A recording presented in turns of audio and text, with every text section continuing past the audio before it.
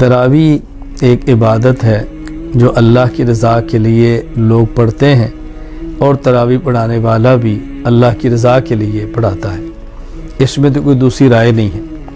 باقی مسئلہ جو امام تراویح پڑھاتا ہے اور پورا دن قرآن کریم کو یاد کرتا ہے، قرآن کریم سنانے کے لیے کسی اور مشغلے میں مشغول بھی نہیں ہو سکتا، اور اس کے اخراجات بھی ہیں، اس کی ضرورتیں بھی ہیں، تو اس تراویح پڑھانے والے کو تو پیسوں کی نیت سے نہیں، اللہ کی رضا کے لیے ہی پڑھانی چاہیے۔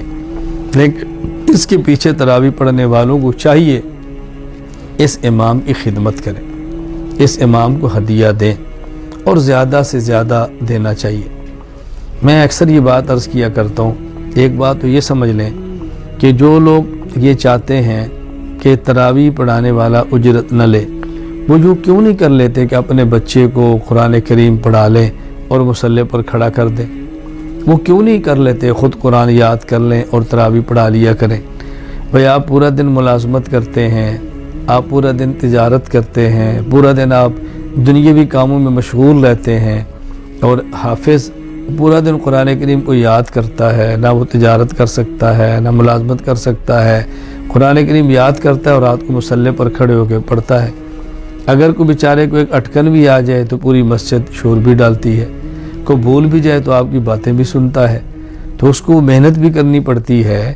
اس لیے تراویح پڑھانے والے کو تو اللہ کی رضا کے لیے پڑھانا چاہیے، لیکن امام کے پیچھے تراویح پڑھنے والے کو امام کی ضرورتوں کا خیال کرنا چاہیے۔ میں ایک بات یوں سمجھیں لطیفہ کا معنی خوش طبعی کے طور پر عرض کیا کرتا ہوں کہ جب ہمارے ہاں رمضان کا اخیر ہوتا ہے تو ہم اپنے بچوں کے لیے شاپنگ کرتے ہیں، جوتی لیتے ہیں، کپڑے لیتے ہیں، اور اس قدر اسراف کرتے ہیں الامان والحفیظ، ضرورت کی حد تک تو کوئی حرج بھی نہیں ہے، لیکن بہت آگے نکل جانے اس کی شریعت میں کیا گنجائش ہوگی۔ اب آپ نے سب کچھ کر لیا، اب مجھے آپ فرمائیں کہ ایک حافظ صاحب ہیں، قاری صاحب ہیں، وہ پورا مہینہ کچھ نہیں کرتے، قرآن کریم یاد کرتے ہیں اور رات تراویح پڑھاتے ہیں۔ اب وہ اگر مہینے کے بعد گھر جائیں اور اہلیہ پوچھے بھئی میں نے کپڑے لینے ہیں، تو وہ نے کہہ دے بھئی سورۃ النساء کا اجر تم لے لو۔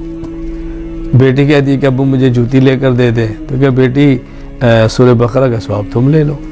اب بتاؤ اس سے کیا اس کے گھر کا ماحول ٹھیک ہو جائے گا؟ اس کی ضرورتیں پوری ہو جائیں گی؟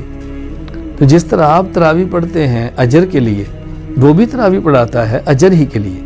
باقی اس پر یہ دلائل پیش کرنا کہ رسول اکرم صلی اللہ علیہ وسلم اور دیگر انبیاء جب دین بیان کرتے تھے تو یہ فرمایا کرتے تھے یا قوم لا اسألکم علیہ اجرا یا قوم لا اسألکم علیہ مالا، اللہ کے بندو یہ نبی خطاب ان کو کرتے تھے جو نبی کے مخالف ہوتے تھے، جو کافر ہوتے تھے، جو مشرک ہوتے تھے، ان کو پیغمبر یہ بات کہتے ہیں کہ میں تم سے اپنی دعوت پر کوئی معاوضہ نہیں لے رہا۔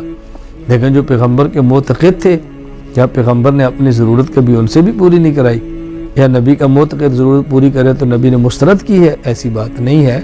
میں ایک بات عرض کیا کرتا ہوں، ایک ہے ابو بکر صدیق، ایک ہے ابو جہل۔ تو رسول اکرم صلی اللہ علیہ وسلم جو فرماتے ہیں نا کہ میں تم سے کچھ نہیں مانگتا، یہ ابو جہل کو کہہ رہے ہیں، ابو بکر کو نہیں کہہ رہے۔ تو تم اس آیت کا مصداق ابو جہل کی جگہ پر کھڑے ہو کر خود کو نہ بناؤ۔ کیسی آپ نے عجیب بات کی، جو خطاب کفار کو ہو رہا ہے وہ آپ اپنے لیے فٹ کر رہے ہیں۔ میں مزید سمجھانے کے لیے کہ تو دیکھو مثلا میں ایک علاقے میں بیان کے لیے جاتا ہوں، اور جو عقیدہ کے اعتبار سے میرے مخالف ہیں، تو ظاہر ہے میں جب بیان کروں گا تو ان سے تو نہیں کہوں گا بھئی میں نے آپ کو عقیدہ سمجھایا ہے تو مجھے چائے پلاؤ، مجھے کھانا کھلاؤ، یہ میں نے آپ کے سونا ہے اے سی آن کرو۔ وہ کہیں گے ہم نے بلایا تھا، کیوں آئے تھے تم؟ تو تم نہ آتے نا۔ تو ان کو تو نہیں کہوں گا نا، ان کو تو میں کہوں گا میں تمہیں عقیدہ بتاتا ہوں اور حرام ہے میں تم سے ایک چیز بھی مانگوں۔ لیکن جو میرے عقیدت مند ہے، میرے محبت والے، ان کے پاس آتا ہوں تو ان کو تو بندہ یہ بھی کہتا ہے کہ چائے پلاؤ، بھائی کھانا کھلاؤ، اور بھائی ذرا ایک کپ کافی بنا کے لاؤ۔ تو وہ کہہ جی کیا اللہ کے نبی تو فرماتے ہیں میں کچھ نہیں، تم تو ہم سے مانگتی ہو۔ کوئی بھی ایسے نہیں کہتا۔ میں اس لیے گزارش کرتا ہوں فرق سمجھو۔ قرآن کریم میں جو انبیاء کا خطاب ہے کہ ہم کسی سے مطالبہ نہیں کرتے، وہ غیر ہیں، اور علماء جو تقاضا کر بھی لیں تو ان سے کرتے ہیں جو اپنے ہیں۔ اپن اور غیروں میں فرق ہوتا ہے، اپنائیت پیدا کرو، دوریاں پیدا مت کرو۔ آپ یقین فرماؤ اس دور میں یہ جو مستقل مہم چلی ہے، الحمدللہ میری اس پر مستقل فائل بھی ہے، مستقل بیان بھی ہے اجرت علی تعلیم دین کہ دین پڑھا کر کوئی انسان اجرت لے سکتا ہے یا نہیں، دلائل موجود ہیں۔ میں سمجھتا ہوں کہ مستقل ایک محنت اس پہ کی ہے، دین کو مٹانے کے لیے ایک سازش کی گئی ہے۔ کیوں؟ جو مالدار ہے اس نے عالم بن کے جمعہ پڑھانا نہیں، اور جو غریب ہے اس کو تنخواہ دینی نہیں، تو جمعہ کون پڑھائے گا؟ جو مالدار ہے اس نے قاری بن کے بچوں کو پڑھانا نہیں، اور غریب جس نے پڑھانا ہے اس کو تنخواہ دینی نہیں، اچھا قرآن کون پڑھائے گا؟ آپ دیکھیں نا کیسا غیر شعوری طور پہ ایک مہم چلا دی گئی ہے۔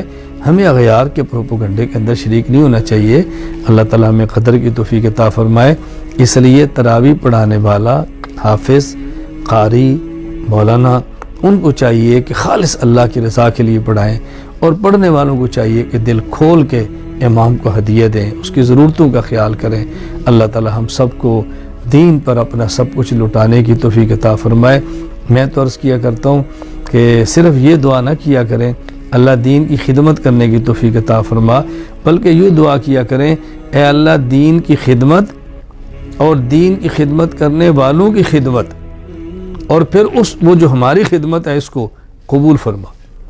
دین کی خدمت کرنے کی توفیق دے، دین کی خدمت کرنے والوں کی خدمت کرنے کی توفیق دے، اور پھر جو ہم نے خدمت کی اس کو اپنے کرم سے قبول فرما۔ وآخر دعوانا الحمدللہ رب العالمین۔